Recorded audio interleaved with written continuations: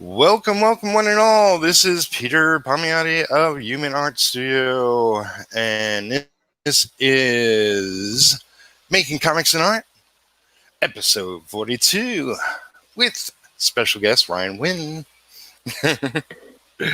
Welcome, sir. Hello, and thank you for having me, Peter. Oh, my pleasure, my pleasure. So, what are you working on? Well, I am working on a Hammerella illustration, and she's one of our new Gods and Gears characters, and I've been drawing her all week, and I figured why not draw her on the stream as well. Excellent. So you got a campaign, Kickstarter, I believe, coming up? Yes, we have an Indiegogo coming up September 20th, and you can get on the email list right now. Yeah, I always forget. I say Kickstarter all the time because that's the word for it.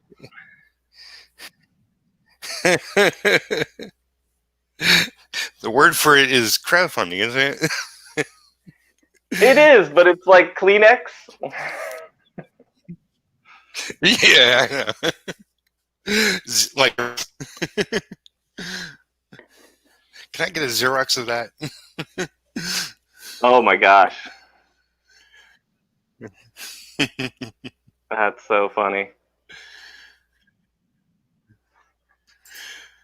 So we have a couple people in the chat. Come on in, folks. Have a seat. How are you today? We'll have a great show. Hello, hello.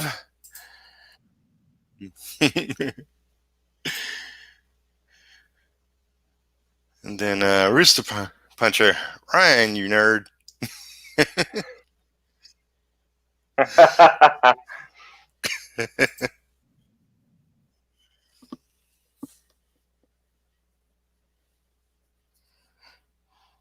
All right. Hey, everybody. Good to see y'all. Yeah, I'm working on yet a different page.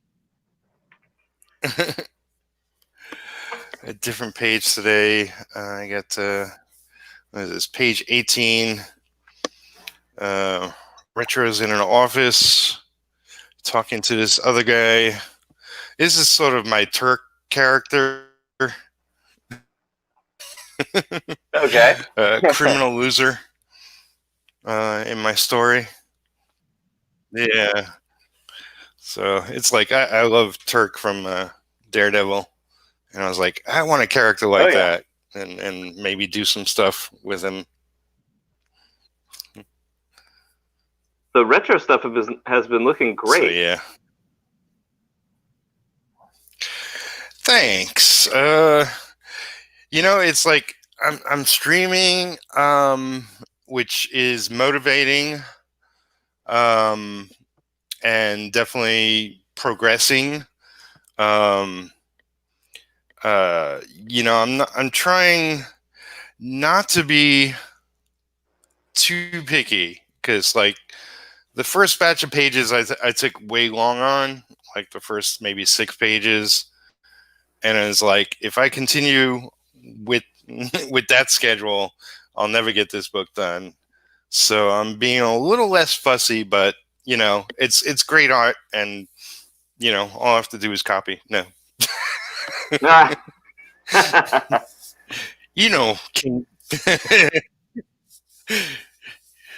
always say I you're just trace it. The ink king. I just trace it and then I erase it.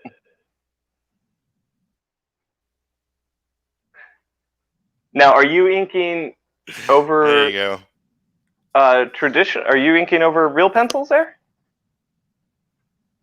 Yeah. This there was, I got mailed all these pages. There were a couple that got lost in the mail, so those are blue line. But majority of the pages I have are actual pencils. I prefer inking over pencils. If they do exist. Yeah, I feel the same way. I'm comfortable with doing blue line now because we've had to be, but I don't I don't enjoy it at all. It's a challenge, you know. It's I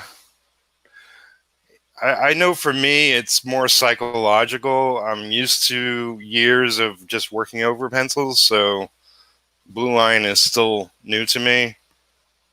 Is that the same for you? Not necessarily. It's I had to do it regularly when I started working with Valiant in 6 years ago now, like 2014, and they just didn't pay for shipping, so that's just how it was.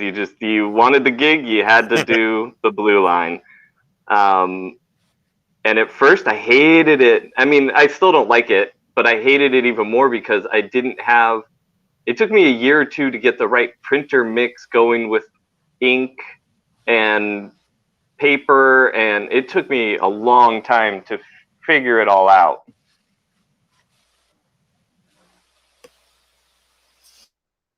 Yeah, I mean, and that is a learning process. Do you have a printer at home that you do it with, or did you go out to copy places and try to do it there? I started with my regular printer, and then whatever I had at the time, it was only an 8.5 by 11, so I was having to print up in pieces anyways. And I didn't like the way the ink, my ink, went over the printer toner.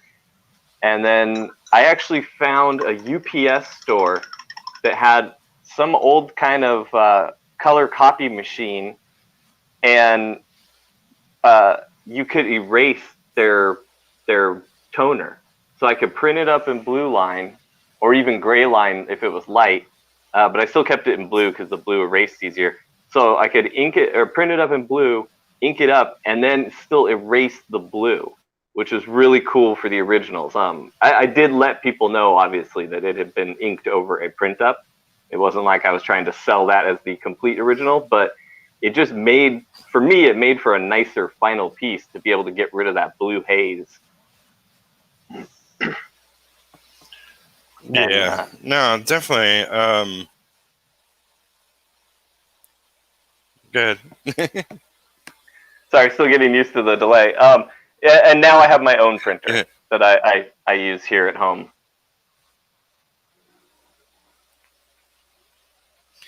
Yeah, I mean, I recently got an Epson whatever number. It's a combo printer, scanner, fax machine if I want it.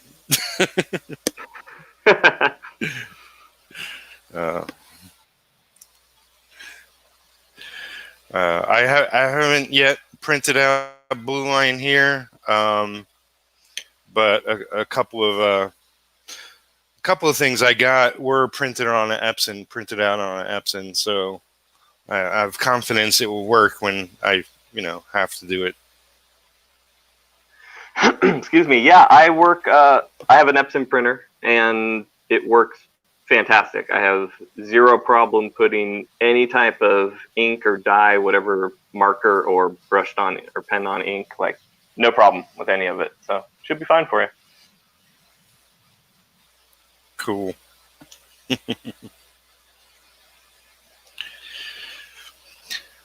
So since you're here, let's see. That's funny. Rooster Puncher, a stream for inkers. I'm out of my element. I'm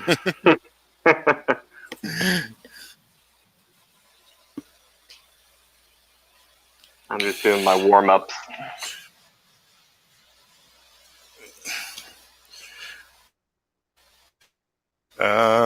Is that a thing you always do? Warm-up?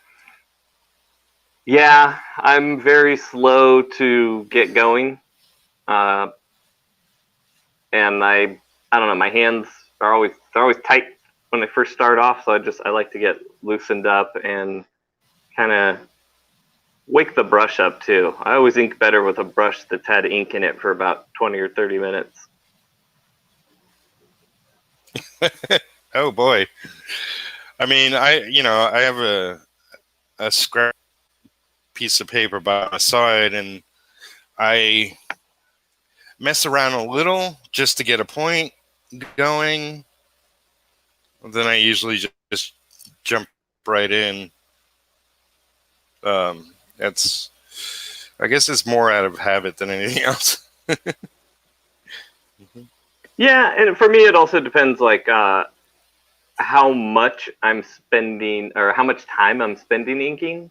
So, like, you got a batch of pencils that you're moving through. I've been doing a lot of like production work and penciling and some digital. So, like, once I got my pages penciled for Hammerella, it'll probably be just like pull that page out, warm up on like a background or something, like a background panel. Like that'll be where the warm up is, because once I'm cruising and working a lot, then I tend to kind of just keep working. But I've been drawing and inking at different kind of different schedules than I did for years and years and years. So I've been just liking a nice slow warm up before I really get to work. No, it's definitely smart. It's like I often tell people don't don't follow what I do.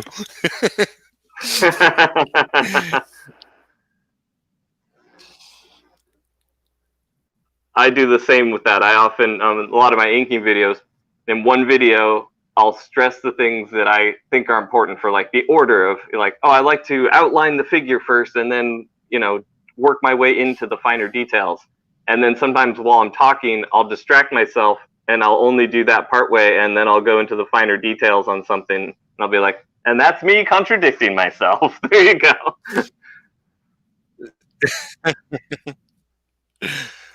Yeah, I find often that it really your hand takes on a life, and I just go with it. Oh yeah, it's your coworker. Yep.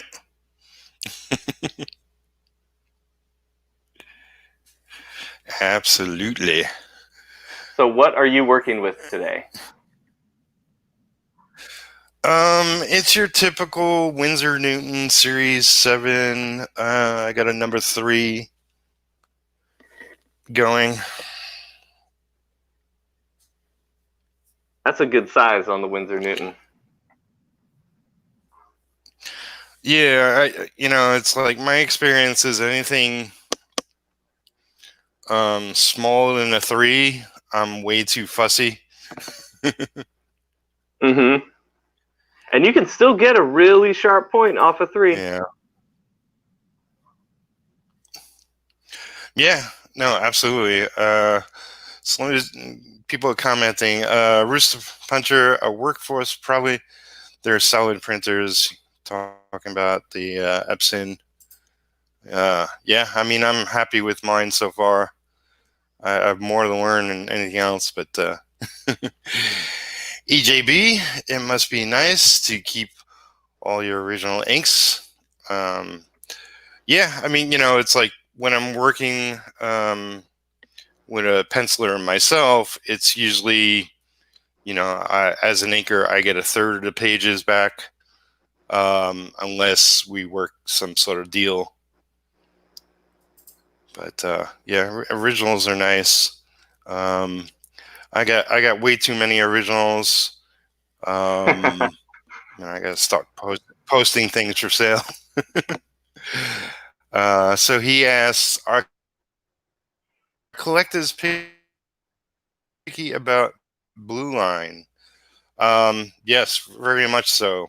Some more than the others. But yeah, some people won't buy an original art page if it's just inked over blue lines. Most of the time it doesn't look as solid as something that was penciled and you can erase You know, like I have an experience what Ryan has, like where I could erase the blue lines. Maybe I'll look into that myself and try that. But yeah, you know, it's like if you're going to spend some good money, then you want a perfect product that you can pretty much frame and put on the wall or something. Rooster Puncher. Wait, you're supposed to warm up? It's up to the invisible.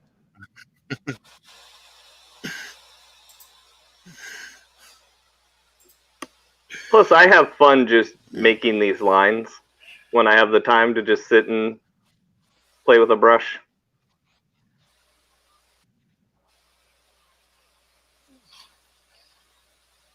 Yeah, I mean, you know, it's good practice. That's it. It's just good practice and good to sort of a flow going before you hit the page. Marvel artwork goes, I've tried blue pencils, but I had problems looking at it. I prefer black, maybe because I used it for decades.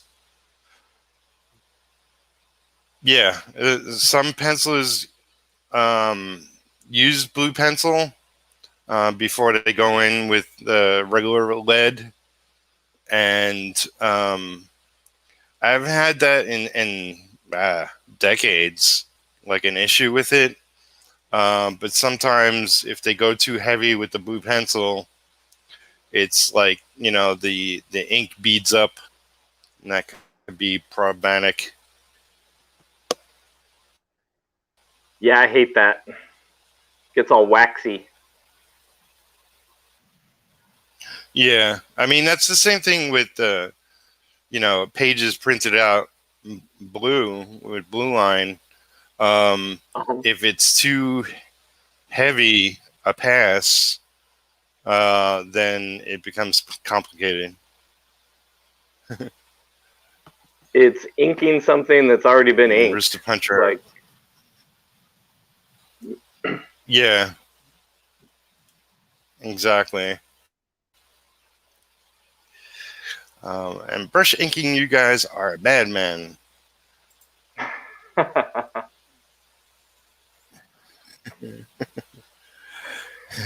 Ryan, you didn't tell me any of this.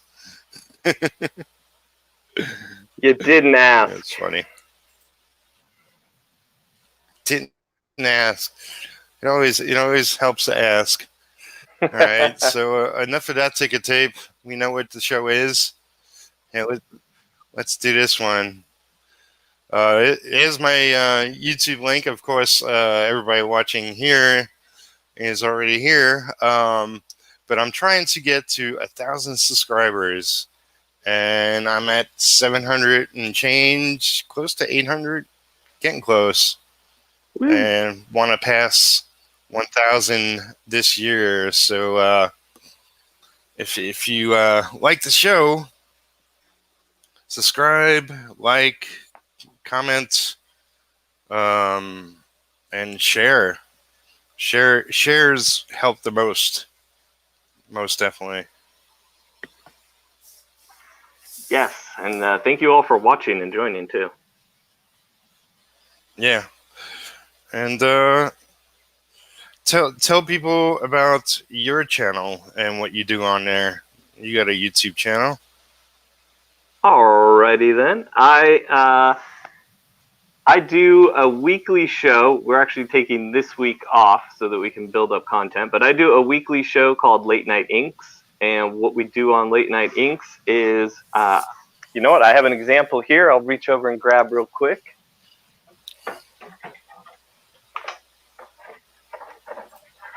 What we do on Late Night Inks is I draw up some images, and then you can print up a blue line or a gray line image yourself, or throw it into your Clip Studio or Procreate program and do it digitally.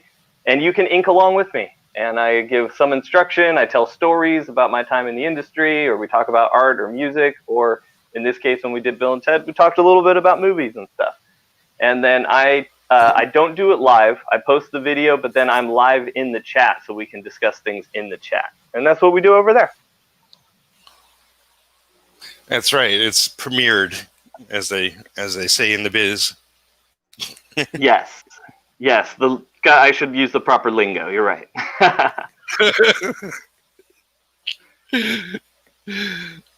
Yeah, it's very cool. I've seen it myself, and it's very professional, I must say. Oh, it's not that professional. Don't say that about me. Sorry, it's a curse word. I know.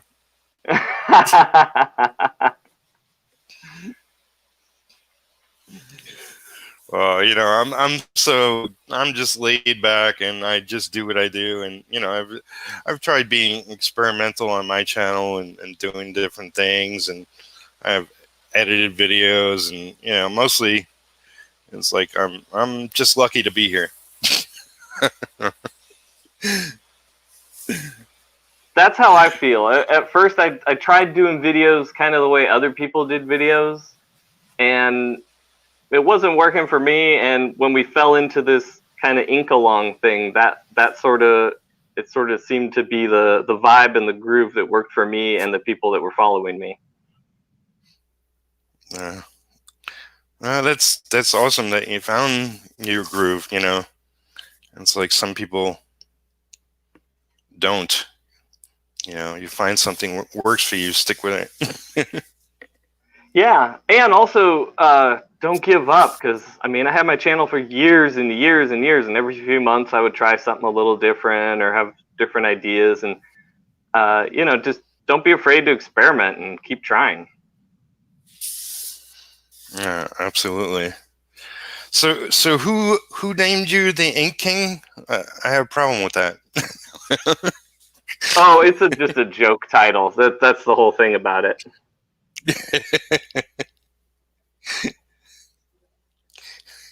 Who is this Ink King?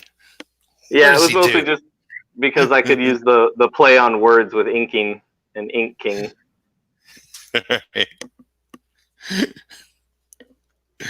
Yeah, it's awesome.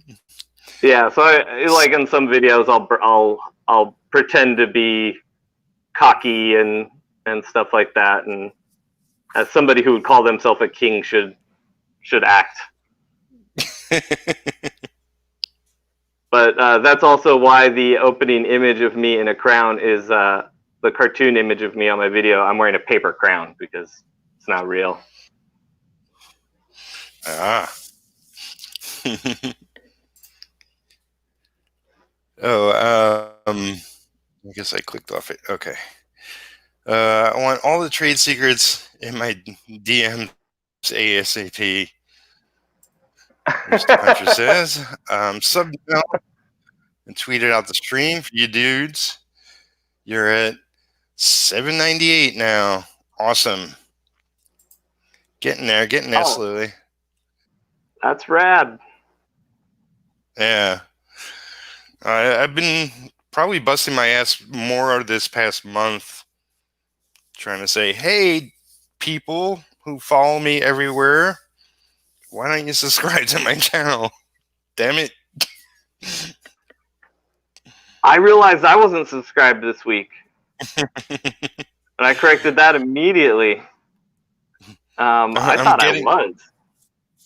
I'm getting that a lot. It's like I know there was a YouTube issue at some point not too long ago where people were saying I was subscribed to this channel, like any random channel, and then I went back there and I wasn't subscribed, so I resubscribed.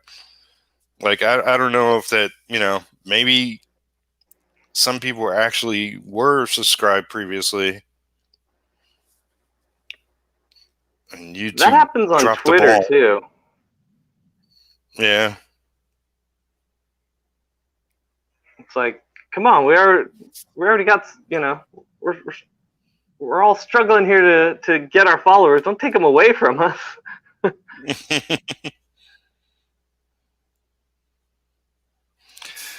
Yeah, well, That's why it's good to have, be on different platforms and, have your own thing as well. Like, you have a website. I should really work on getting a website. Yeah, I had it for years and I didn't do much with it. It was kind of built off a Tumblr page. I didn't use it as a Tumblr, but it kind of just built it off that because that was easy at the time.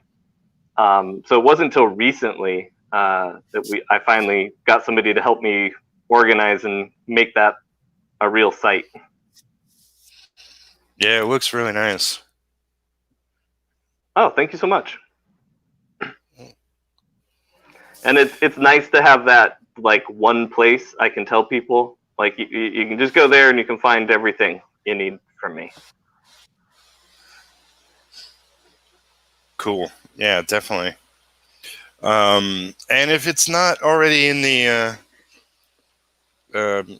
video description box, I think I put a few links. I probably put your website in there, but I'll check afterwards and make sure people can go. Okay, thank you. Check the links. You're not on Facebook, are you? No, I am not. No. Okay, that's fine. You're probably safer. I had trouble with them from the very beginning, and I just gave up early on. Like, I had trouble logging in, and then they locked me out of my account, and for like a year they couldn't figure out what they had done wrong, and I couldn't log in so I was just like, I'm out of here. Yeah, I mean that happened to a friend of mine recently, but he also simultaneously got kicked off of Instagram. You are on Instagram. Yeah, I am on Instagram. Yeah. Some more artwork. Both of you must go to Indie Vault and share your comic there. They are great people. I already have. I'm not sure if Ryan knows of Indie Vault. I don't. Would you mind laying it on me what that is? It's just another collective of indie folks who get together, and it's actually like they do it on Facebook, they do it on YouTube. You can go to iTunes and catch it there if you want. Who's the people? Let's see. It's Rob Anderson. I'm gonna forget the others' names, but just Indie Vault. Okay. They do Breakfast Buzz, a show where they invite creators. There's more of those kind of things popping up, and it's good to get on all of them. I will definitely check that out. I feel like I've heard the name. Yeah, but was unfamiliar with it. Yeah, I could send you a link after, or if Marv, you want to put a link into the chat, go right ahead. He says, I did Bill and Ted. I guess he did Bill and Ted along with you, along with your episode. Yes, he did. He even made a video of it. That was awesome. Sweet. I used the ink killer for my stuff. Thanks, Ryan. Awesome. Christopher Z. Facebook is gross. Hey, man. Ew. Ew. So, okay. I'm not sure if you know about my background, but years and years ago, back in the 90s, I worked for Valiant. Now, this was a much different Valiant than probably the one you worked for. Mm-hmm. So I'm curious what you were doing there. I gather you were inking a book for them? Yes. I had actually thought I'd left the industry and was off doing other things, and Dinesh and those guys came to me and kind of lured me back in. And I was an inker on a book called Divinity over Trevor Hairsine, or Hairsine. I never actually asked him the proper pronunciation.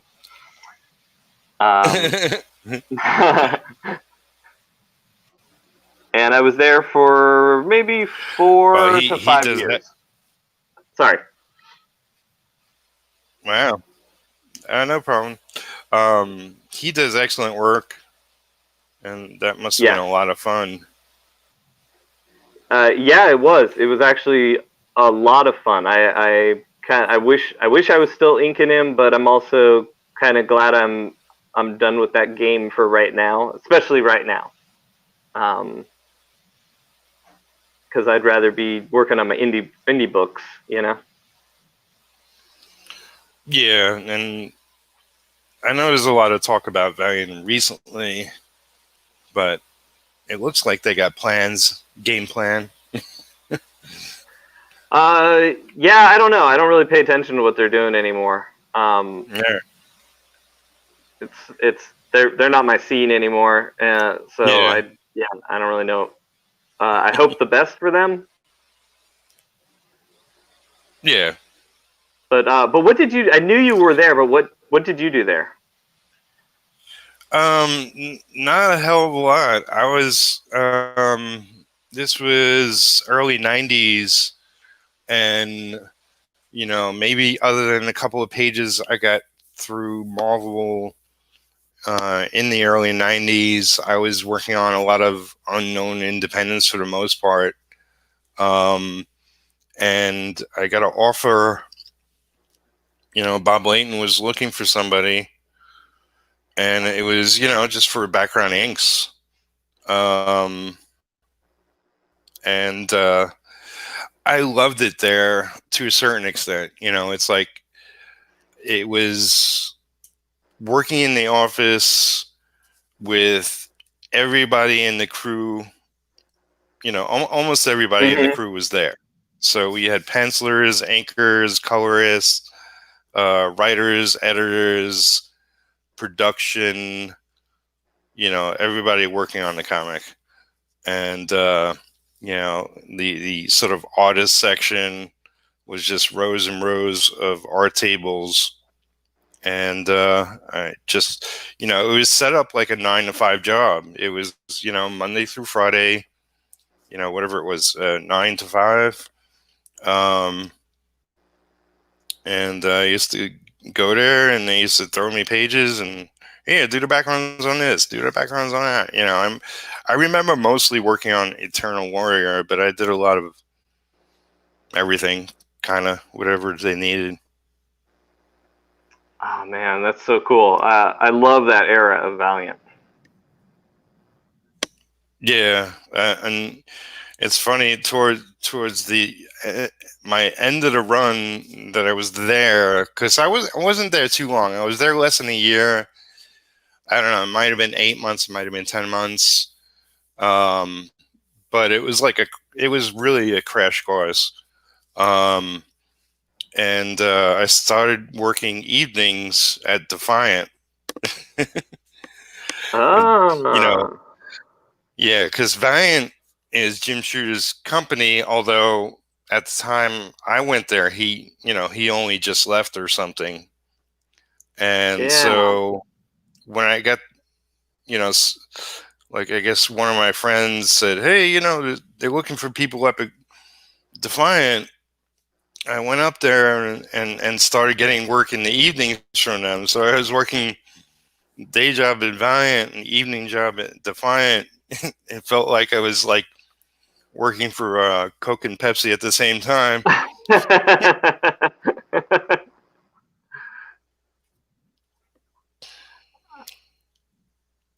That's funny. I didn't know you worked at Defiant. I know a little bit about you just from not just your videos, but just we've kind of known each other a little bit since the DeviantArt days. Right. But But it's always fun to hear these stories that you don't know. Like I didn't know you worked for Defiant at all. That's funny, and that's actually really funny. You're working for both at the same time. Yeah, it was a trip, and I only got to see Jim Shooter once. Like as I was leaving the offices of Defiant. The elevator doors open, and there he was standing inside and came out walking straight towards me. And I was like, my God, he's huge. I think I said hi, and it's like that's about it. I tried out for a book with him once, and he was extremely honest with my work, and he was like, basically, you're not up to snuff. Go study your storytelling, and then he gave me like a list of people to go study, and I went and just devoted my time to becoming a better storyteller. That's awesome. He's done a lot in this industry, but I'll always remember him as a writer, and he's a great writer. Mm-hmm. No, definitely. Are you a fan of his Legion work? Like, or do you more of his more modern stuff, or? I probably read some of his Legion. I do remember like he wrote Avengers back when. Yeah, he did Secret Wars too. Oh, was that him? Yeah. I mean, I'm sure I read more than I remember.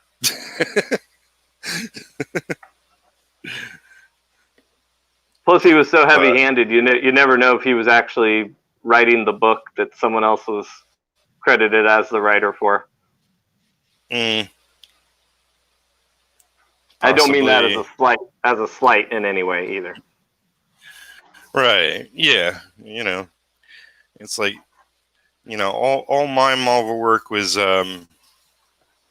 most of my Marvel work, I worked at DC, then I went over to Marvel and worked there a bunch of years, and it was all like random pages. I was inking full pages at Marvel, but it was all stuff that was, rush jobs. Even though I considered myself and still consider myself a slow inker, they're like, we need this tomorrow. You think you can do it? I was like, sure. And I would just have to stay up all night. Yeah, exactly. Like, oh, my cat's attacking his toy. I hope that doesn't cause too much noise here. I hear him. Not too bad. He likes to go get this stuffed animal, and he like yells and yells at it, and he attacks it, and he drags all over the house, and he pretends that he's chasing and hunting it, I guess. Aww. I have four cats myself. You gotta have a few. If you're gonna have one, I figure you gotta have a few. We have two, and they most of the time they keep each other busy. Yeah, that's the way to do it. You just can't have one. No, totally. Who are they gonna chase? Who are they gonna beat up? I don't know. We got a couple boys, so they're super rambunctious. They fight. They don't actually hurt each other, but they wrestle and roughhouse constantly. I have 2 and 2 boys, 2 girls. Oh, there you go. Now, where are you located these days? Sorry, I didn't mean to interrupt. No problem. I'm originally from Brooklyn. I lived in New York most of my life. Yeah. But I am currently in Kentucky. Oh, all right. Yeah. How's Kentucky? It's not bad. It's like I wasn't going to live in New York unless I was working a 6-figure job. So I got, it was around 2006. I was like, okay, I'm going to go somewhere. I don't know where. I was talking to a friend of mine, and he was like, well, you can come here. And I thought about it. He's a small town in Kentucky, and I was like, well, if I can go anywhere, let me, I gave it some thought. It's like, well, I don't really know anywhere else, like I've been to a bunch of random places, but Kentucky's as good as anywhere. So let me give it a shot. He put me up until I got my own apartment. And that was in Bardstown, which is actually, it's a very nice, pretty town. It's where I am now is smaller than Bardstown. But I came here because of, initially because of love. And I just decided to stick around. Love will lead you many places. Yes. Some more dangerous than others. So, how long you been there?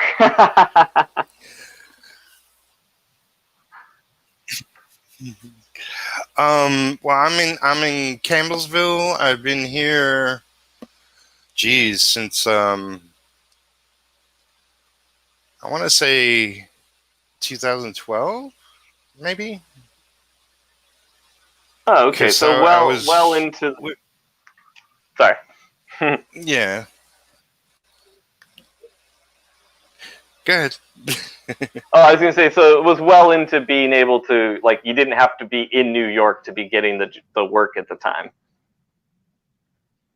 Like any inking work. Yeah, well, I mean, once, like the only thing I really did at DC was Aquaman. Then I moved to Marvel, and at Marvel it was 3 or 4 years, I forget, of work, and then that sort of dried up. And I'd get little random things like Valiant was a totally different crew, taken over by different people and company and whatnot. But when they started doing video games, I did a Marines miniseries. Okay. At Marvel, I got random, I guess, more merch sort of gigs. Like I co-inked a small comic book that came with the second X-Men DVD. Oh, whoa. So I did that. Yeah, I did that with my brother. Some people know him. I think I remember that. I think I know who he is too. No, but I think I remember that comic. Yeah, it was a small little, like, it was like tiny, like there's ash cans, and then there's like really tiny. Yeah, I think I do remember that. Yeah, I worked on that. I don't know, some other, I don't know, cereal box art. I have no idea. It's like you do stuff, you get paid really well, and you have no idea where it shows up. Yeah, I always did a lot wanted. Of, go ahead. A lot of Wizard magazine. Back in the 90s, they had the versus stuff in the magazine, like a 2-page spread where you said, "Oh, what about Wolverine versus Iron Man?" Mostly it was oh yeah, like a Marvel character versus a DC character or something like that. Anyway, I did do Wolverine versus Iron Man, and that was penciled by Sean Chen. A lot of the ones I did, there was a Lobo something or another, I don't know, were over Cal Fury, who I inked on Aquaman, and also a lot of random Marvel stuff. But yeah, I got to ink Ringo for their Inquest magazine, Mike Waringo. Yeah, awesome. So that was very special.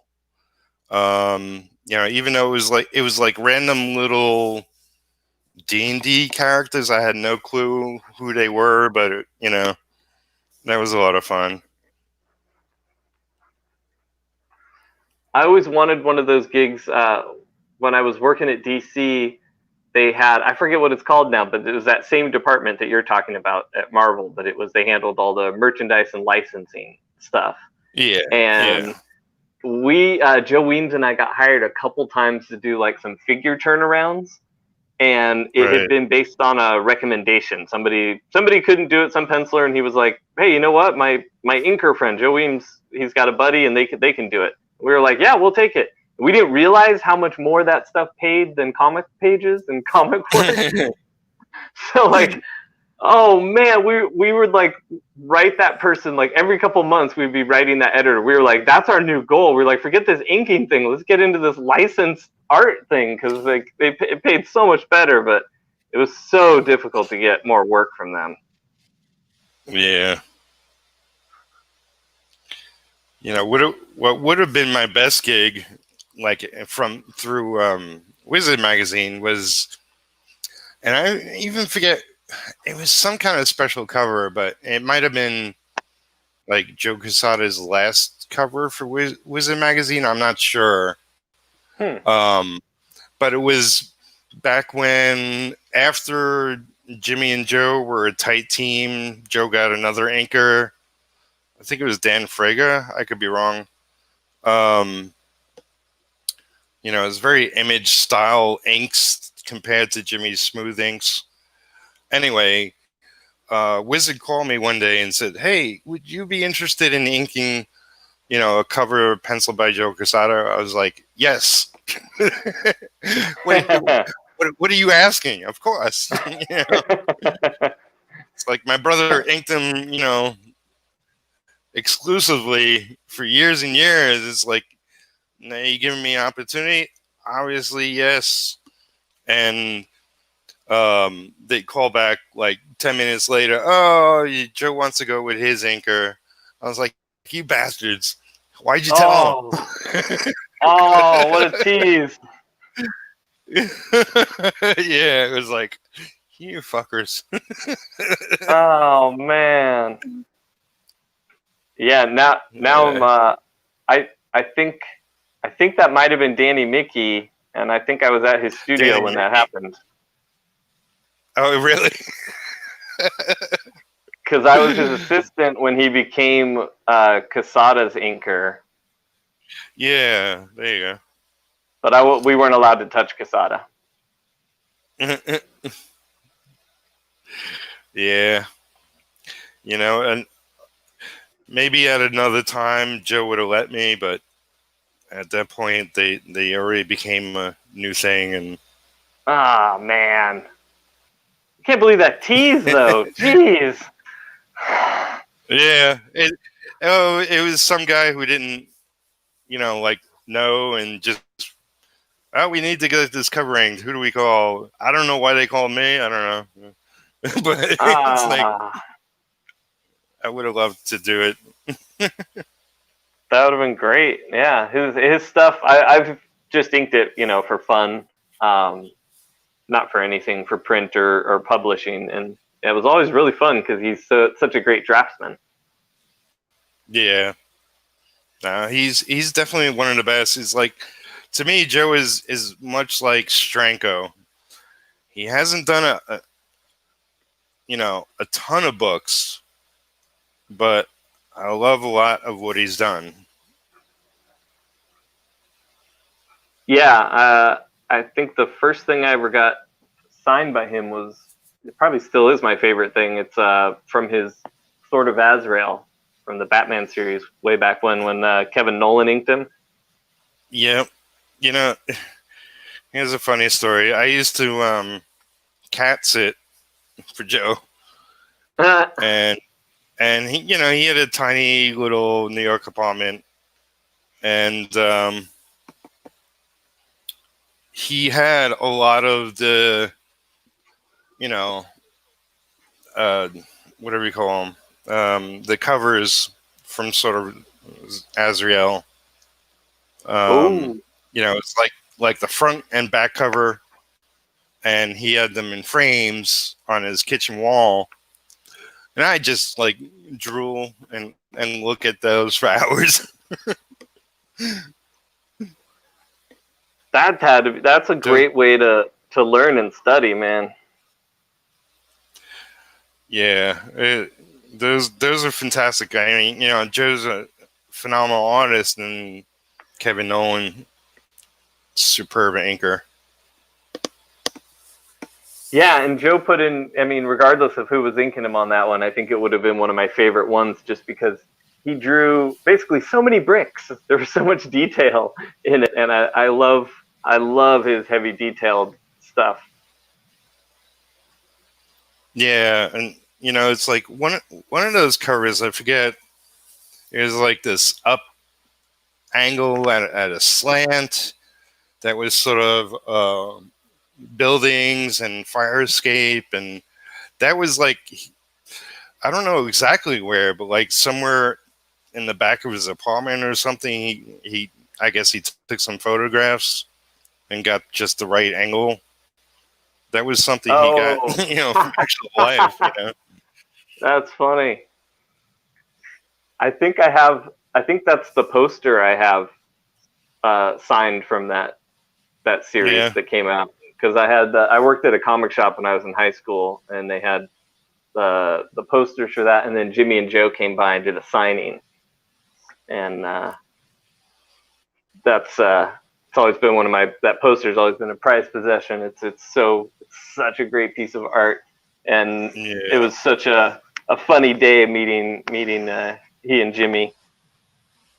My shop owner bought Nerf guns for them, and I was so embarrassed because I was maybe 14 or 15, and so I didn't really know. Like I met plenty of people at conventions, plenty of pros, but it had always been like I always tried to talk older and be more mature when I asked them questions and things like that. I'd never really seen the goofy side of comic book artists.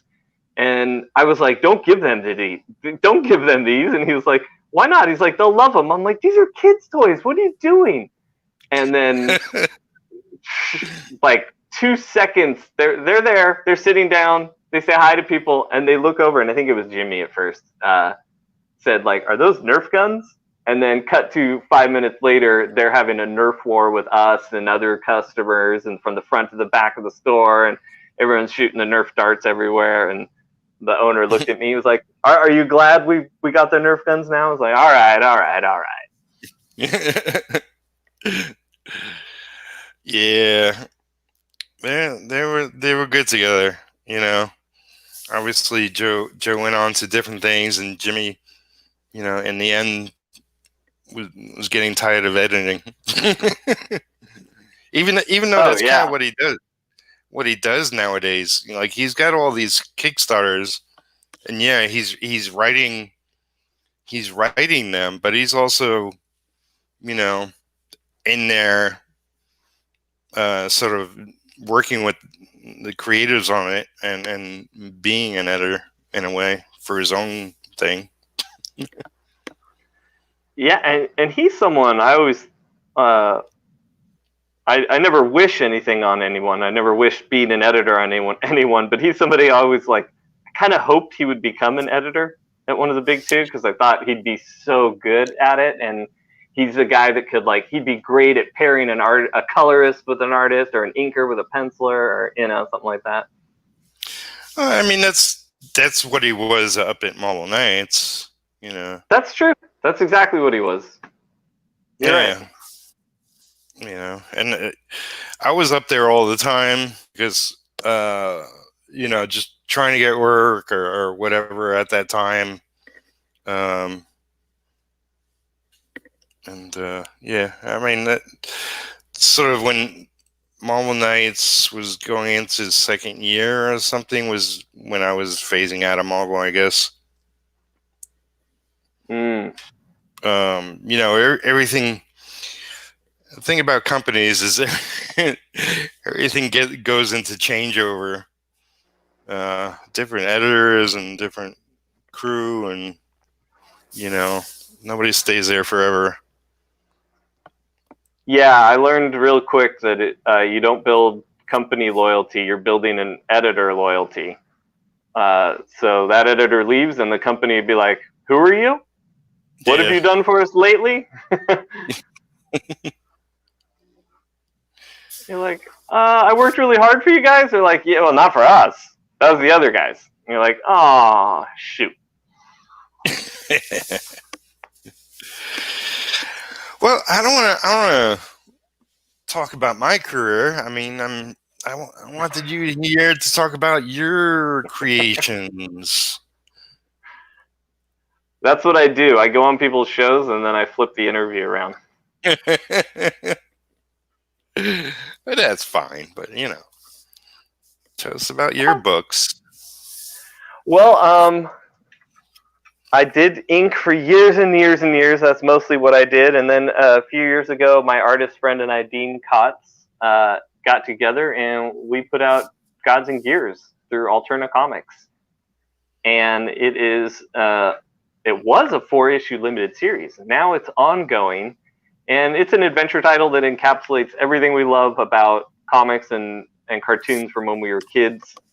While also not trying to be a retro comic. We just tried to incorporate the ideas, the themes, the bombastic storytelling with the heartfelt tales that tie you to the character and things like that. So we did the 4-issue series, and that was a lot of fun. We've sold out of issue 1. We're going into second print on that.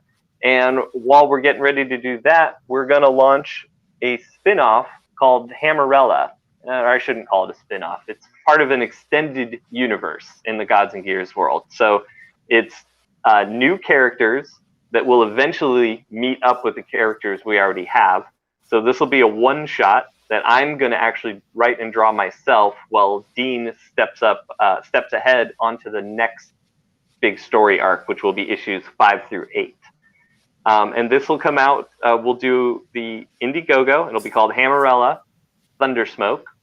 And then late next year, this will come out also through Alterna as a Gods and Gears annual. So this will be the first Gods and Gears annual. But the first exclusive, really, really nice version of it is going to be our Indiegogo, which we're going to launch hopefully around September 20th. That's awesome. Thank you. A lot of people probably be excited for that. I hope so. I'm excited about it. We have this brand new character. Her name's Hammerella, and she's sort of loosely inspired by, or her part of the tale is sort of loosely inspired by fun fantasy elements that you would get in like a heavy metal magazine in the 70s and 80s. So we have this violent fantasy element with her part of the story, and then there's a second part of the story where she finds herself part of this galactic war, and there we bring in sort of our inspirations from Japanese animation in the 80s. So we have a group that's loosely inspired by Silverhawks and Gatchaman that she's going to meet up with, and they're going to have their adventure together, and we'll have to see how that plays out. It sounds awesome. Thank you. It's a lot of fun. This will be 48 pages, full color, and Wes Letters. I almost said Wes Letters. Wes Loker on letters. Might as well be Wes Letters. Yeah. He does a lot of alternative books, right? He does. I think they figured out it was like 90 to 95% of the alternative books. That's crazy. As well as a handful of just other indie books that people hire him to do. Yeah. While maintaining a full-time job and being a parent. Jeez. But well, it is lettering. It's not art. No, and that's the thing. Yeah, he's really fast, and he's fast because he's well practiced and he's good, so he doesn't have to rush through projects to get them done quickly and professionally. Yeah. But yeah, inking, I was like, when I learned how fast letterers do their work, I was like, oh, why did I choose inking? And not that they get paid. It's a different payment, all that stuff too. But still, just the fact that you're like, oh, I got through an issue this weekend. Just that accomplished feeling of the whole issue in a weekend. Yeah, well, I mean, part of it is the grass is always greener. Yes. Because I got in myself as an inker, and I thought eventually I'll upgrade to penciler, and it was only really like I did have some things I wanted to do, but for the majority, I would have been utterly happy just inking. Mind you, if I got better gigs, but it's not a inker's world anymore, and it's really really tough to make a living solo as an inker. So it's like thus is born my small universe. Same here. Yeah. And I kind of look at it like we're pushed to where we should be. Yeah. Yeah. So I'm going to return it back to you a little bit. I want to know, I'm forgetting off the top of my head right now because I'm not actually familiar with who's penciling Retro. Well, I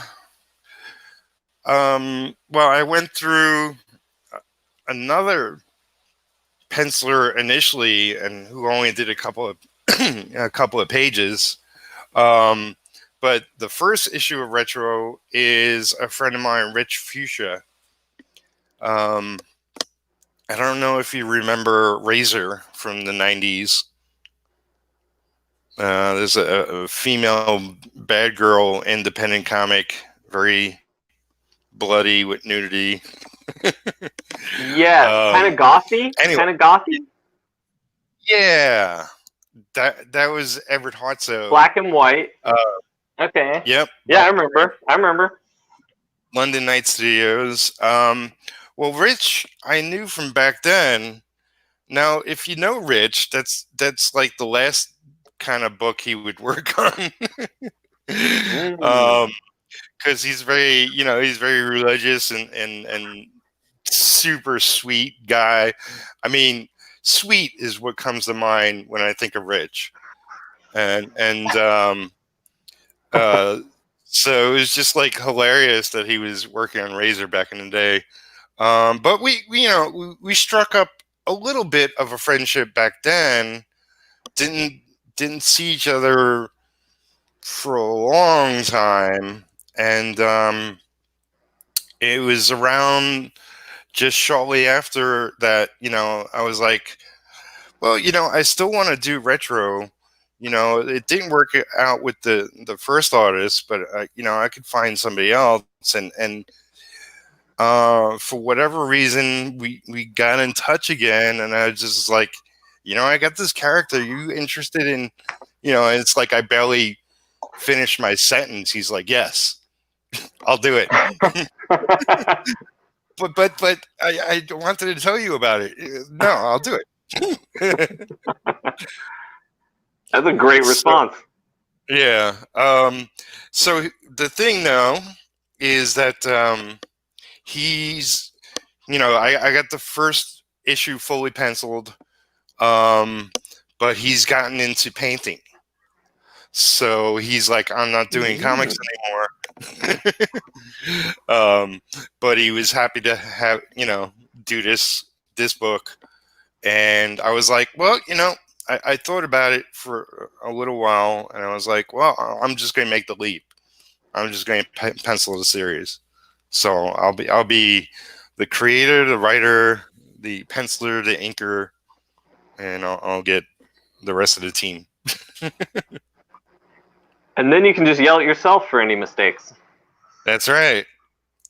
If it sucks, it's all me.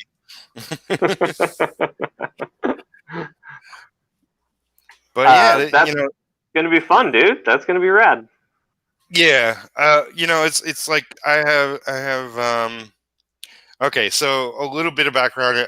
I really created him on a whim. Like me and my friend back when I was 18, were just hiking in the woods during the summer, and off the top of his head, he was like, "Oh, I want to create a superhero," and he's like, "I'm going to create a superhero called Mineral Man." And I was like, "Oh, that's cool," And I was like, thought about it for a second. I want to create a hero called Retro, and that was the birth of Retro. Oh wow! Goes that far back. Yeah, and I went home or whatever and got some paper, and the only thing I did way back then was to create sort of a look, and it's almost the look you see today. It's pretty much the only thing really that's changed is his pants. It used to be one color pants, now they're like sort of split, like Legion of Superheroes kind of design, I guess. Okay. But I've thought about the character for years and years and years, and sort of created a story and created a kind of origin, and created, like when certain things would go down, without sitting down and plotting it out on paper or anything. It's all in my head. So yeah, it's like I'll probably, once this is fully done and out there, I'll probably sit down and work out the next 3, maybe 4 issues to all at once, like story wise, and start really building up the universe. It's like this issue is 28 pages, and I include not only Retro as a hero, but his real life, aka his normal persona. He's got a girlfriend. He's also got connections when he is Retro, that he talks with and connects with about the the seedy underground of the city and all that.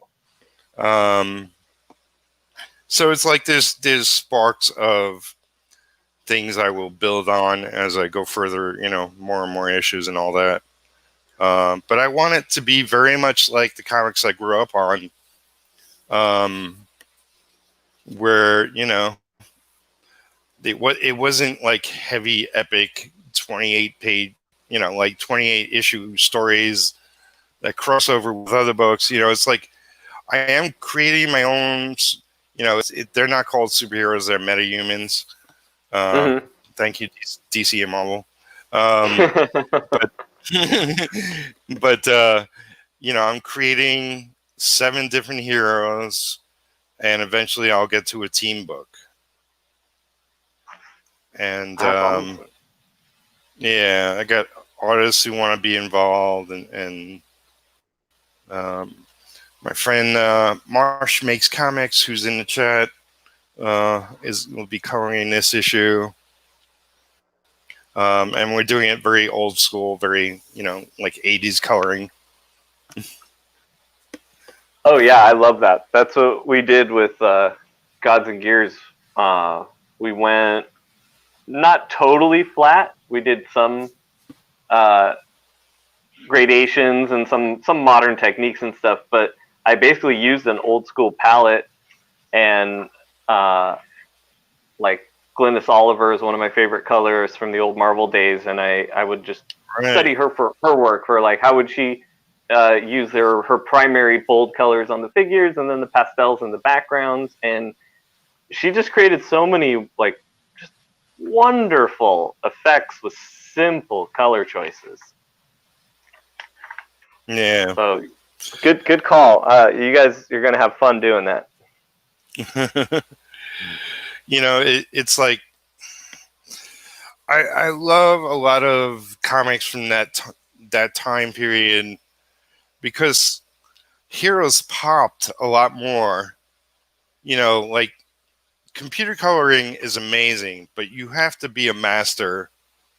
Otherwise, you look at, a dozen different books and they all, even if they're all completely different teams, they all look kind of the same.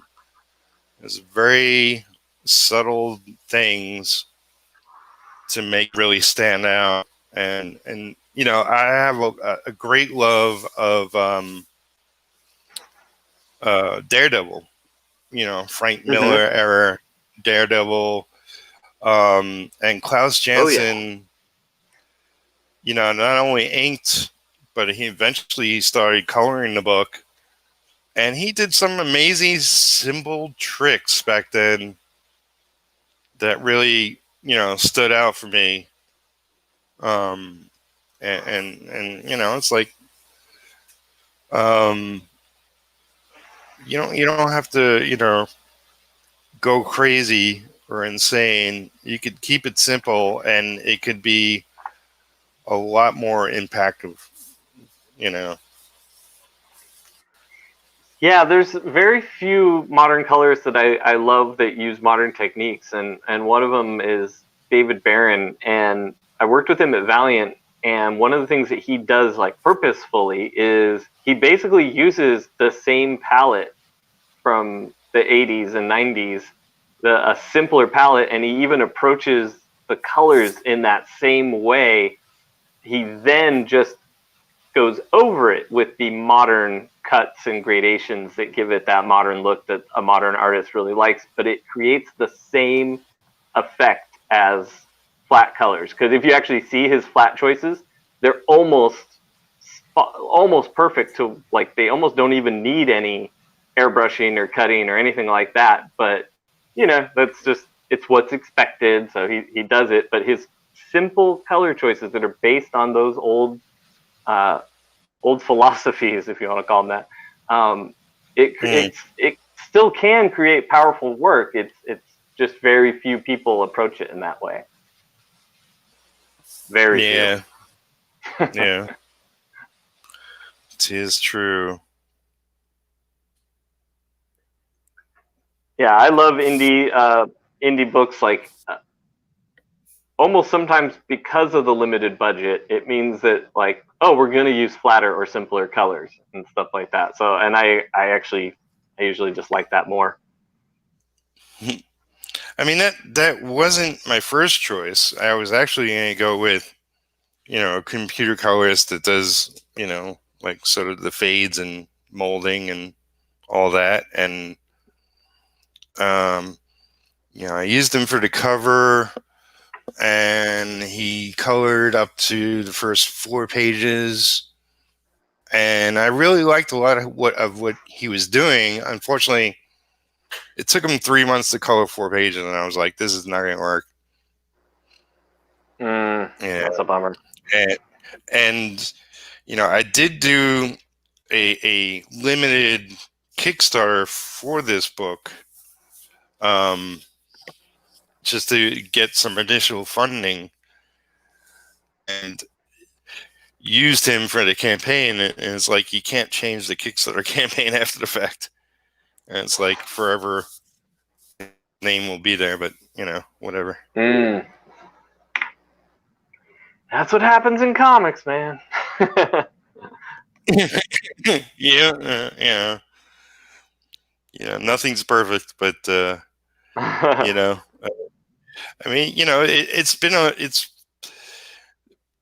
sort of creating my own character and getting a team together and doing a Kickstarter and just continuing to work on this book. It's been a lot of different challenges, and some of it's stuff you never thought of initially, and some of it's just it's just work, but it's like I freaking love the way it's coming together, and I'm confident that others will too. And it's like, regardless of all the bumps, I still have people who like happy they backed it and looking forward to it, and edging me on and all that, and it's just it's very cool.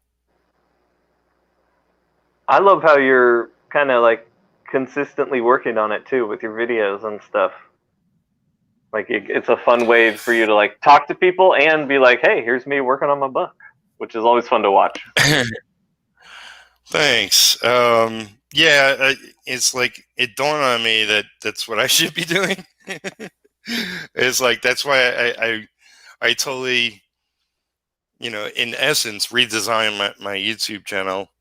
I have a ton of random stuff previous to this series, but I was like, I need to get this book done, and I need to, like, show people that I'm working on it, and like, for all those reasons, and it's totally motivating. Regardless of if one person shows up in chat or a dozen, it's like, I know people are watching it more after the fact anyway.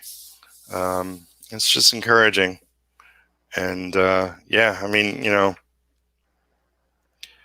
if I didn't do this, I'd just be locked away in my apartment most of the time doing it anyway, but it's not nearly as fun. You're like, someone put a camera over here because I'm doing this anyways. Like, might as well. Yeah. Exactly. No, right, I feel the same way. If one person shows up while I'm doing my premiere video, I have just as much fun as if 12 people show up. Like, it's just, I found a thing just like you. I found that groove that I'm having fun with, regardless. Yeah.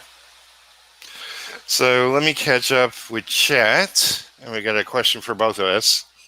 Okay. Why is it that the inker seems to not get the respect, generally speaking, in comics world as is used to? You can go. Well,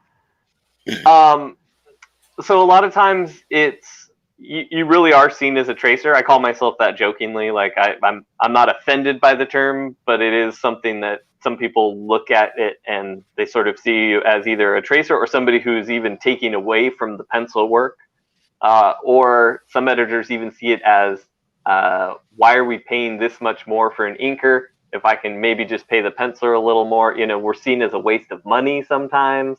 You have all these different aspects, and then to top it off, inking's kind of one of the hardest things for an editor or even maybe even a reader sometimes to differentiate good inks from bad inks. You may like an image and it's poorly inked, but the image is so strong. Like I've always said, like, you could badly ink a David Finch piece and it's still going to be a powerful piece because the pencils are so powerful. Or you could ink it well and it'll still be a powerful piece that's inked well. So a lot of people have difficulty seeing the value that some inkers may bring, and then editors see it almost in a monetary value, or by like, we're spending so much more. So it's kind of, sometimes inkers have everyone working against them. Yeah. Me personally, it's like, for cost reasons, when companies get really cheap, they want to just tighten up the pencils and print it that way. But it's never worked for me 99% of the time. Like the best example is I love Joe Mad's pencils. But they did that Ultimates last season or whatever it was, where it was Joe Mad's pencils and it was just tightened up and printed. And I was like, it doesn't look good at all.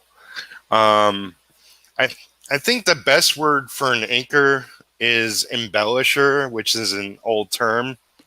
Mm-hmm. Really states what we do. I've also been a finisher for some projects where I got barely pencils and I was supposed to ink, make it look good. But I was going to say, like, yeah, the joke that you're a tracer, that's from Chasing Amy. Mm-hmm. It's like my brother's good friends with Kevin Smith, and I got to meet him at a convention one time and shake his hand. But it's like I've got a lot of people, being an inker, tell me that joke, and I just laugh because I find it funny too. It's like, your mother's a tracer. And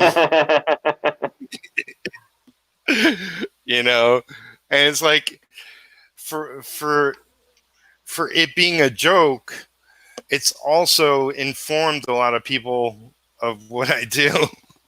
Yeah. That wouldn't know it otherwise. So in the end, it worked. No, totally agree. So Marv goes, I think that digital is taking away lots of work. Pencilers are going digital too because it's easier to ink.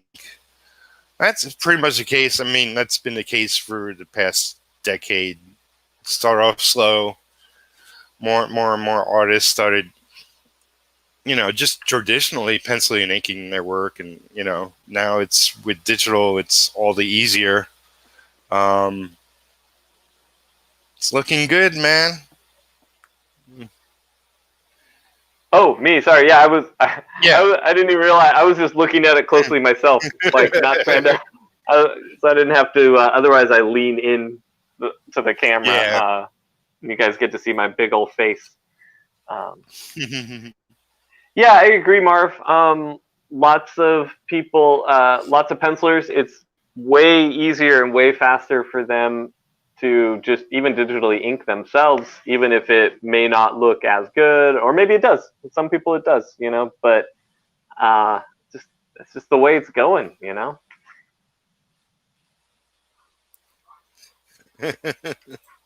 Absolutely. So yeah, catching up with chat. Marsh says, hello, peeps. Hello. Christopher C says, Pete says, Kentucky is fine as banjos echo through the night.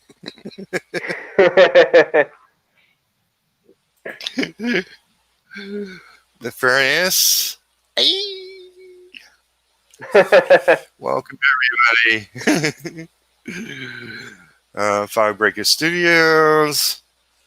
Let's see if I can say it right. Steench. Sup. I was sleeping on this one. Welcome, one and all. Yes, thank you, Steench, for being here.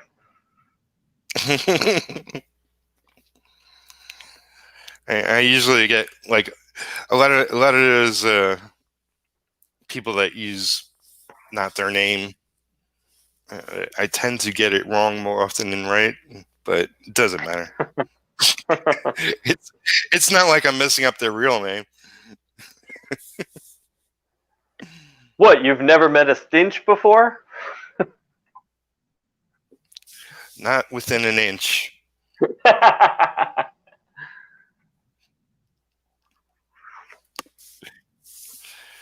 So we've been going quite a while, and I don't mind going longer, but just to make sure that you promote everything you want to promote, I want to tell people again where they can find you and what to check out and what to buy and all that. All right, commercial time. We'll return to Peter's inking session after these words from Ryan Winn. So you can actually, anyone can get everything they want to know about me from ryanwinn.com. And one of the fun things we have going on right now is we have Hammerella coming to Indiegogo in the next couple weeks. And one of the fun things about that is if you sign up on the email list, you will get an email back from us asking you to recommend a character. And if I choose that character and draw it up, ink it on my YouTube channel, I'll send you the original art. So we have 5 slots available. We've already chosen 2. And we've sent those original arts out to people already, and we're going to be choosing at least 3 more. But we've had so many recommendations that I might just have to pick a couple more to do giveaways with. It's been tremendous. I can't thank people enough, and the suggestions have all been ranging from the obscure and the weird to the hilarious and the funny. And I can't wait to see what else people bring. So you can find out all about that from, you go to ryanwinn.com, click on the Hammerella link, that'll take you right to there. And also from ryanwinn.com, you can find links to my videos and my Twitter and information about Gods and Gears and all that from Alterna. Awesome. Yeah, it's funny. I saw that, and I was tempted a little bit. I was like, let me put in retro. I was like, nah, let somebody else get a chance. There you go. But I did sign up so I can help, when it goes live, I can help promote it.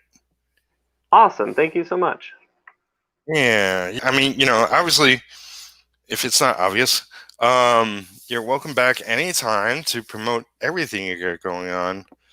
I think you're an awesome creator, and it's like I had a challenging mid-afternoon. It's like I have a Facebook group called Create Our Own, which is actually, I have another YouTube channel with the same name, and it's for independent creators to promote their book and network and just be a positive influence and all that. And sometimes things don't go positive, sometimes they go negative. And there was an argument that started in the group I wasn't even aware of until I was notified. And I was like, there's no need for that. Usually not. Yeah, it's like somebody posted something that sparked somebody else, and yada yada yada. So it all worked out in the end. A couple of people dropped out of the group, but whatever. Can't please everyone.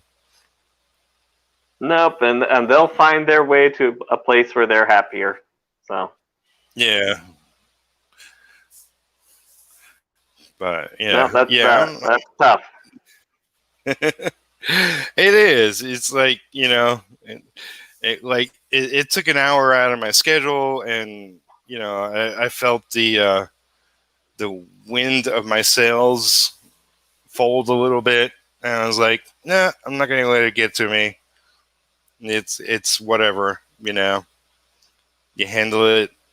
I handle it the best way I could, and like I have moderators and whatnot, and they all agreed, and so it went fine. And and everything was sort of okay after the fact, and you move on. Nope, that's the best way to do it. I'm sure you handled it fine. If your moderator said you did too, then you got people, they got your back and stuff. So, plus, I don't know. This is my first time talking to you, but I've known you online for years, so I imagine that you handled it just fine. With internet, you could definitely misinterpret people's intentions or actions or what have you. But it definitely seemed like, the initial person that posted was trying to,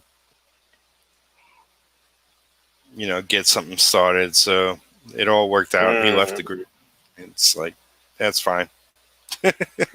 No troublemaking. I don't like troublemaking. Yeah. I mean,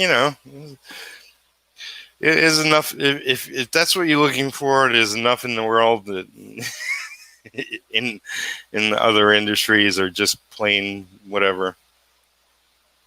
Yeah, that's how I feel about like all this stuff. Like not getting into any details about any comic drama, right? Because there's always something somewhere in this group or that group or this, and like so much of it, I'm like, chill out, you guys. If you guys were in the same room, this would be a much mellower conversation, I'm sure.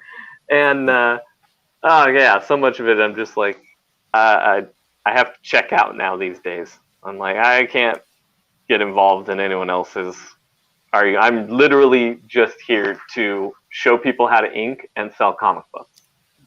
That's all I'm here to do. And in the meantime, have fun interacting with people doing those things. Yeah. Absolutely. Yeah, I don't know. So we had like a little bit of a... Go ahead, sorry. No problem. We had a little bit of a inking tutorial from you. So how do you sell comics? I'll let you know when I start doing that.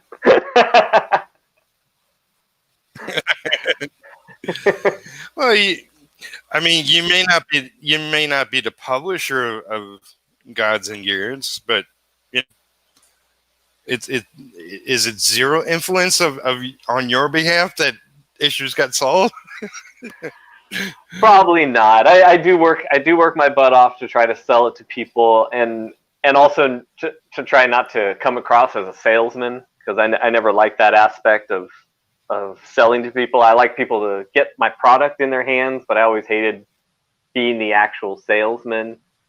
But I've gotten much more comfortable with that, and especially because I've kind of understood that like people appreciate paying for things that they like, so I don't have to feel like uncomfortable like taking their money, because I'm not forcing anyone to give me their money. So nowadays I have fun trying to sell the book. I try to make a product that I think is fun to make and then talk about, and hopefully that generates to people wanting to read it, and then hopefully the product is good enough that they come back for issue after issue. But yeah, we'll see over the next year as I manage this YouTube channel and try to get crowdfunding going, and we'll see if I can expand into that. Because we did sell out of our first issue of Gods and Gears, which it's only a few thousand issues, but that's a few thousand issues more than I ever expected to sell. Not that I didn't think Peter could sell them, but with your own product, you never know. And this was my first time writing, so it was, I don't know, I felt like it was a hard sell to some people. First time writer, doesn't matter if I've been inker and artist for a long time. It's my first time writing, and it's tough. It was really tough for me. So I didn't have the confidence at first until people said they liked issue 1 and 2. Then I had the confidence to say like, okay, I think people are going to like this story. And then the people that did read issue 1 and 2, they liked issue 3 and 4 even more. So that gave me the confidence that I could sell this story. But I was really really nervous trying to sell this thing. I didn't think I would be. I thought, I've been doing this for years. I've played in bands and played music and been on stage and been in front of people. And then it was like having that writing credit. It made me so nervous.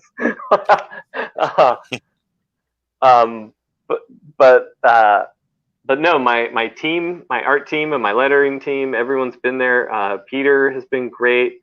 Everyone's kind of helped encourage me to talk about the product too, and to talk about the stuff I like about it, and they let me know the stuff they like so that I can share that with others as a way to promote the book. So yeah, I just basically try to sell it by having fun talking about it and having fun creating it, and hopefully that fun translates when I talk about it. Definitely. And for the record, I try to help you as much as possible. Oh, of course. Yeah. No, I'm kidding slightly because you mentioned Peter. For those that don't know, Peter's ready. Not Peter Palmiotti.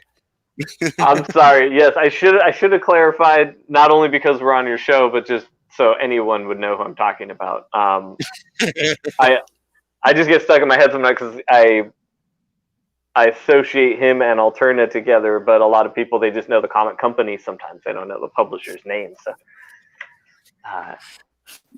he's publishing Pete. I'm Retro Pete. I don't know, something. There you go. There you go.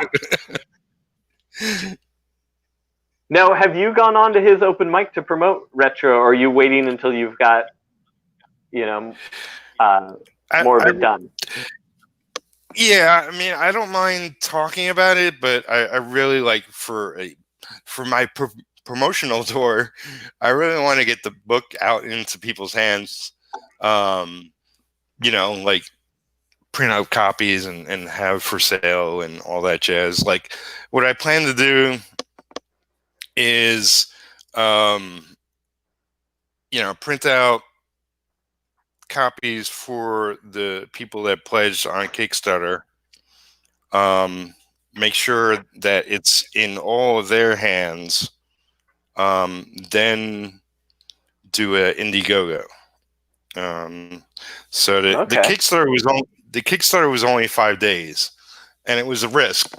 And it was like at a time where I didn't have time in my schedule to do a crowdfunder, but I was like, if I don't do one now, I'm never going to get around to doing this. So I really said, okay, I got to do this. I set up the page, which took me a couple of days. Then I clicked in and it said, okay, you have to get reviewed, but once it's reviewed, then you'll be able to go live. And I clicked the button and it said you're live, and it was like, holy shit.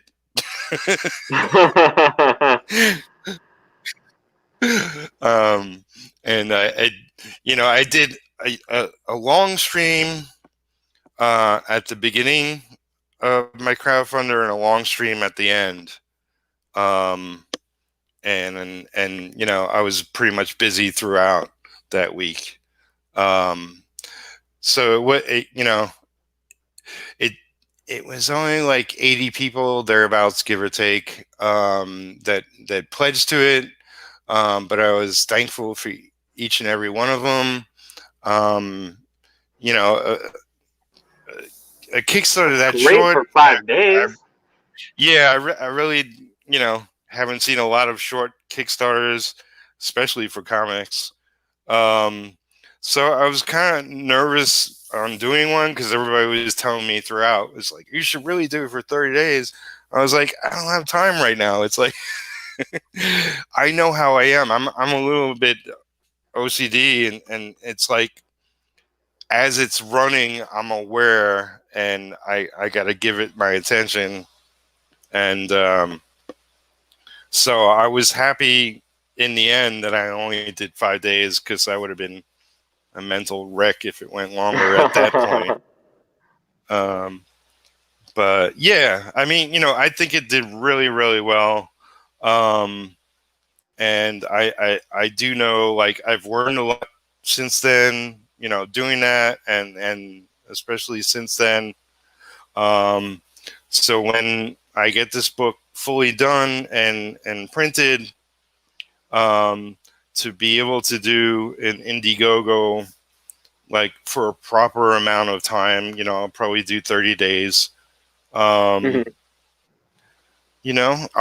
get more fans that didn't know about it, haven't seen it, the initial Kickstarter, and that will be a lot of fun.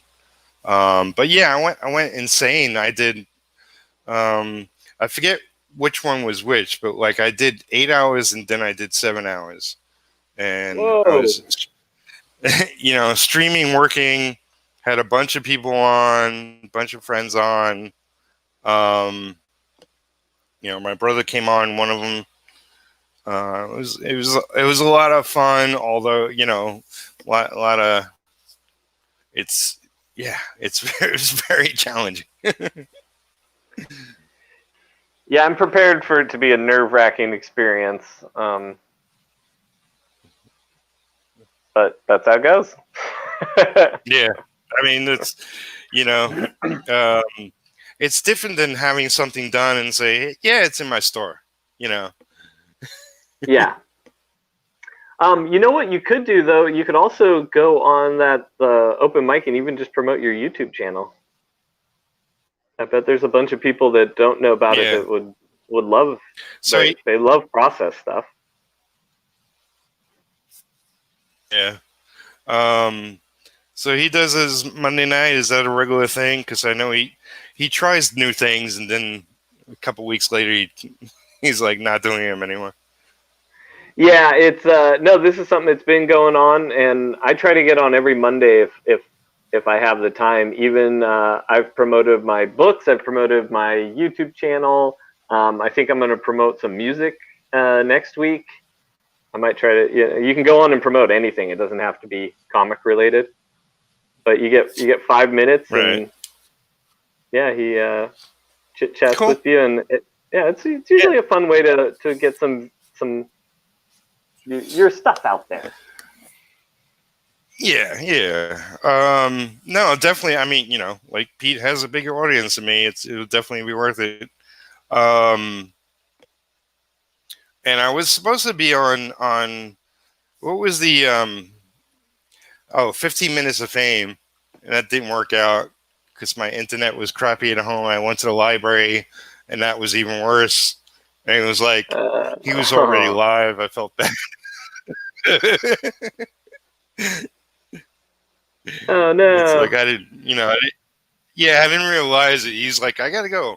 And it's like I put 2 and 2 together after the fact, and I was like, oh crap. But yeah, it's fine.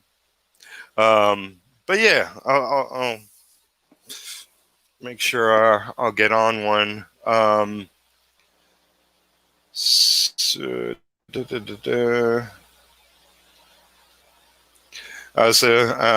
Stinch, Jake is fine. And it says, stay for good times indeed. And Gaz has shown up. Go retro. Can't wait to get my book and rewards. My friend Gaz drew my character as a he has a creation of his own called the Horror A4, and as a reward for his Kickstarter, he offered, I'll draw any character, and I was like, will you draw retro? And he drew me a retro, and so I'm gonna ink that in a couple of videos and have it as a back cover image as well as maybe a print. So that'll be fun. All right, that will be fun. Yeah. I got a list of people I'd like, mostly friends that I'd like to commission to do my characters. I haven't done it yet, but I think that's such a fun idea to get your friends to draw your characters. Oh yeah. it's funny. It's like most of my fan art that I've gotten for my character was, I guess, I posted some art of retro years ago and got a bunch of fan art. I'm gonna incorporate some of that into the comic back section. I got a file of artwork. That's so awesome. Cool. Yeah, that's so cool. Like, fan art's like the most heartwarming thing that can happen in comics. Yeah. Like, I wish I had $1 million for anyone that did a fan art piece. And, well, I guess for myself, I wish I had $1 million for myself too. But also for anyone that did a fan art piece.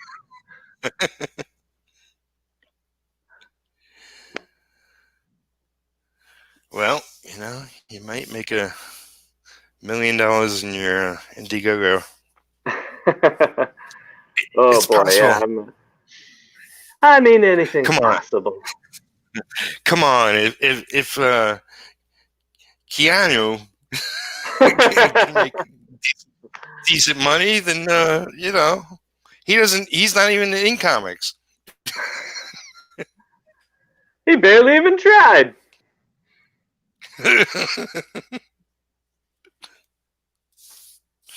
Yeah, it's been really surprising how well like some of the campaigns have been doing this year. It was a pleasure to see, being that so many people don't have jobs right now and this or that. So I didn't know I just didn't know how it was going to go this year, and it's it's nice to see that people are still active in the crowdfunding scene.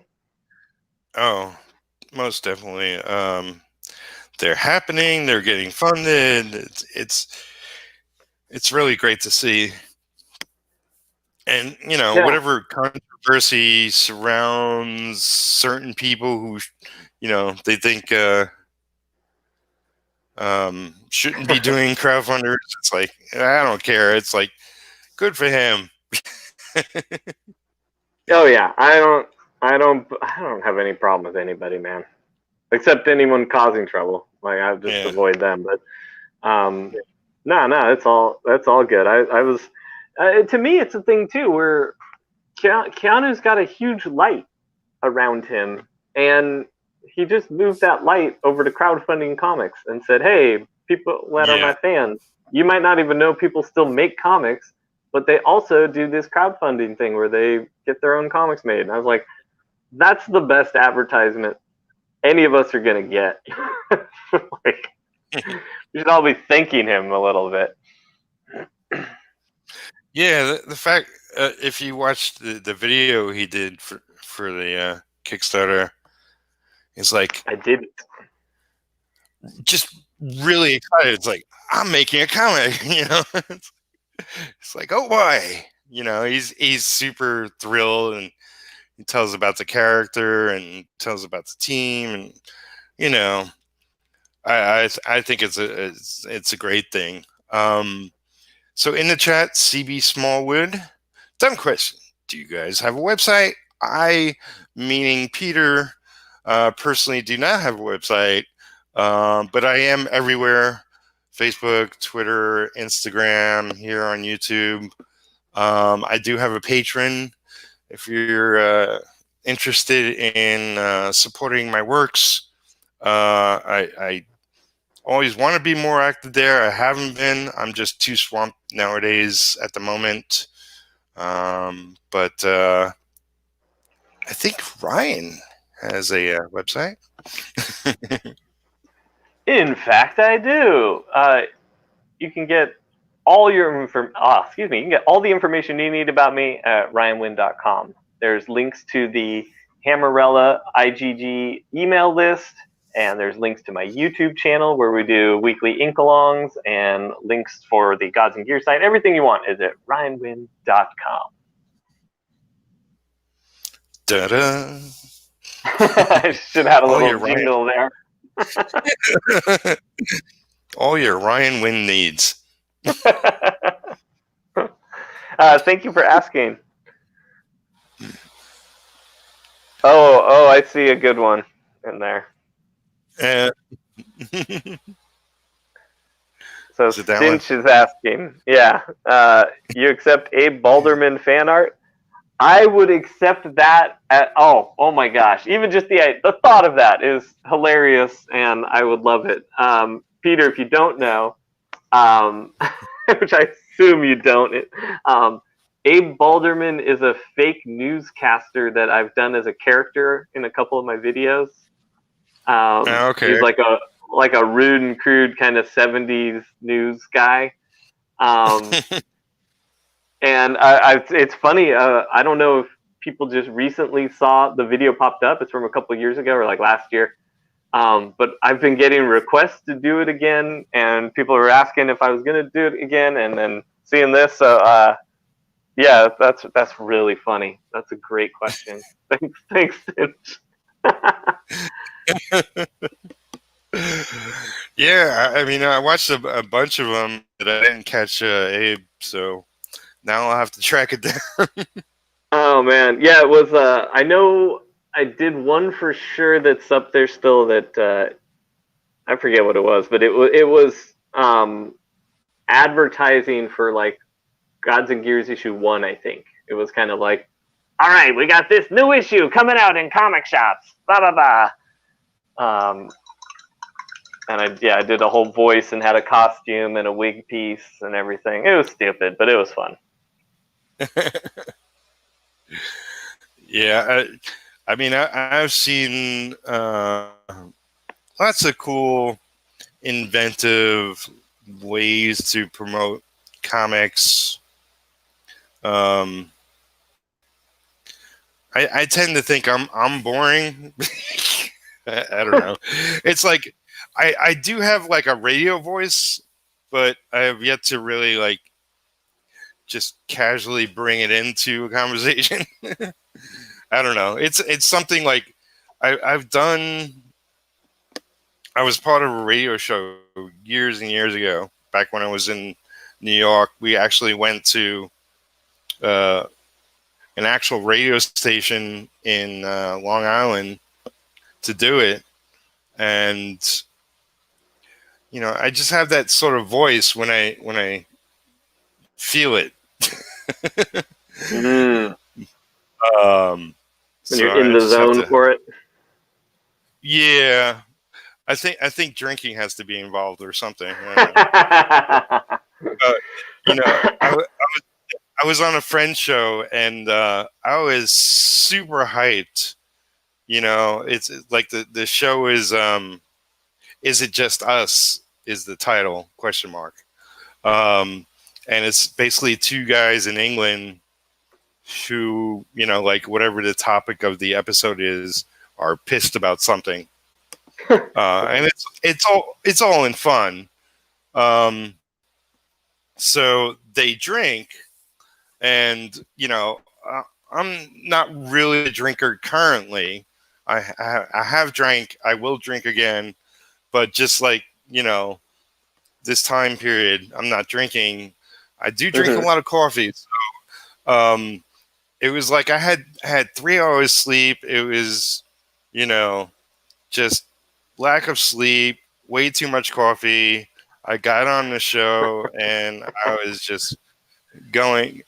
I wasn't going off on things necessarily, but I was just hyped, and I was just expressing myself. I was cursing more than I usually do. But it was a fun trip. But yeah, it's like I've been told I have like an announcer voice, and I just have to get into the rhythm one day and use it effectively. I can hear it in your voice right now. I can hear that you could probably drop it down a couple notes and really get it radio, blah blah blah. Yeah. I can hear it. Now, are you cool if I have about 6 to 8 more minutes? Or is that okay? Sure. No, I'm going to force you to stay. And in fact, we're going to go into tomorrow. All right. No, that's well, that's cool. fine. I mean, if you're going to force me to, I got it. I mean, it's only respectful that I let you. So, you know. Tell your cats to chill. You'll be back eventually. No, this is actually I'm having a lot of fun, and I lost track of time. I was like, oh crap, this could lead me into not cooking dinner tonight because I could literally just sit here and chat and make ink marks on paper for hours and hours and hours. No, don't use me to blame for not getting dinner cooked. It was Peter's fault. Which Peter? Palmiotti. Don't think it was that Samedi guy this time. Yeah, not this time. No, it's you've been more than generous with your time. It's I had a great show. It was lots of fun just chit chatting with you, talking about inking, talking about your projects, talking about comics in general. Yeah, I was mostly excited just to get on here and chat with you because, like I mentioned a couple times in here, like I think I've literally known you online for it has to be over a decade since the DeviantArt days. So it's just kind of cool to like get on and talk to someone that like I don't know, I've kind of known you for a while. I know you're a cool dude. Like I don't know, it's fun to just finally hang out. We're not going to be doing conventions for a while, so there won't be anything like that. So it's it's a great opportunity, like you said, to promote stuff. But I just really like hanging out, talking art and comics and stuff. Yeah, no, absolutely. And I said this probably the end of last episode. I've been poking you for a while to come on, so it's great to finally have you on. And I can't thank you enough for that, and especially for being patient with me. I didn't have a great setup for doing this for the longest time, and we didn't have high-speed internet until recently. So the few times I did try to do stuff, it was really bad and robotic and stuff. But now we got the high-speed internet. I got my camera set up, and it's going smooth. So thank you for your patience, and thanks for having me on, man. Oh, my pleasure, man. Who is it? Oh, I spoke about this recently. I was watching. Oh, Miley Cyrus has been streaming from her multi-million-dollar estate, whatever. And she was bitching about her internet. It's like, oh, I don't feel bad. I'll never have perfect internet. She doesn't have good internet. Jeez. Yeah, if she doesn't have it, and I'd also like to think that maybe that's a classic dad move. Like, even though they're millionaires, the dad's like, "You have internet. It's fine. What does high speed mean? Whatever. You have internet. Just deal with it." Like, still super cheap, even though they're billionaires. Oh, I'm sure the dad has nothing to do with it. It's her place. It's Oh, that's true. I still think of her as like her current living status. I forget she's 30 now. She's not 12 anymore. Yeah, you're forgetting that. Like, isn't she still on that Disney show? You're like, no, she's that saucy dancer singing on TV right now. You're like, oh. Yeah. Oh, she's already been through different versions of herself. But yeah, it's like, if she doesn't have good internet, then screw it. I'm never gonna have the internet I want, I guess. And don't worry about it. Just use it when it works. Yeah, well, yours seems fine. Mine was really bad. Like, it was just complete robot voice all the time. Well, it's like I try to just gloss over it is not really the right way to put it, but like there is a delay from, like, I'm East Coast. You're currently West Coast, right? Correct. So is a delay, for whatever reason, that maybe if I had better internet, it wouldn't be as bad. But I realized there's a gap in our conversation, and I realized that that's always been the case for as long as I've been in Kentucky. I never had, super ultra powerful internet, and I've always had this little bit of a delay, and it's like I'm all about, I'm not a comedian, but it is about timing with when you're having a conversation, and it's like I realize those spaces in between that, oh, that's irritating. I kind of got used to it. There's a few times, like, I apologize. I was like, oh, sorry, because you don't hear the other person talk, or I didn't know how long I should wait to talk. But you kind of, like, I don't know, by hour 2, now that I'm about to go, I'm used to it.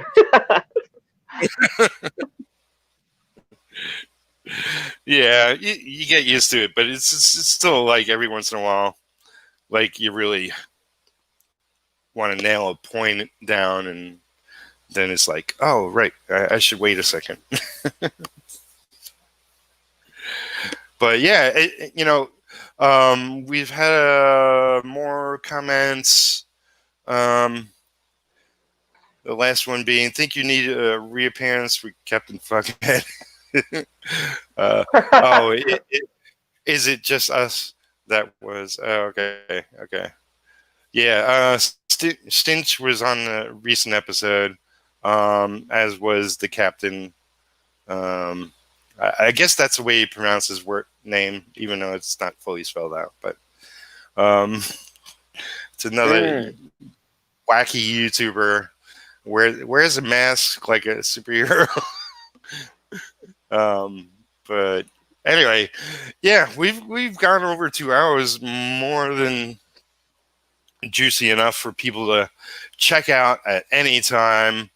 I'm definitely going to look for announcer Ryan in your videos, so I could tell all my friends.